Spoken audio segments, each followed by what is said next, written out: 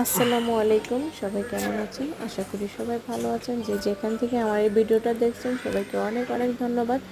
আজকে আমি যে ভিডিওটা নিয়ে আসছি এটা হচ্ছে আমার শ্বশুর বাড়ি। এটা হচ্ছে লক্ষ্মীপুর রামগঞ্জ থানা। এখানে প্রচুর বন্যা হয়েছে।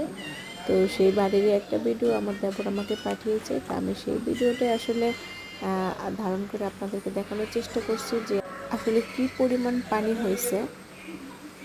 2 দিন আগে দেখেছিলাম এখানে পানির পরিমাণটা একটু বেশি। আমার আগের একটা ভিডিও আছে, যদিও সেটা আমি ইউটিউবে আপলোড দিইনি।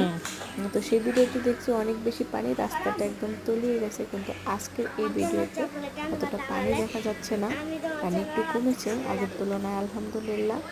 তো দেখুন পুরো পরিবেশটা, আসলে গ্রাম্য পরিবেশগুলো কিন্তু অনেক সুন্দর, অনেক সুন্দর। আর আপনারা সবাই জানেন নোয়াখালী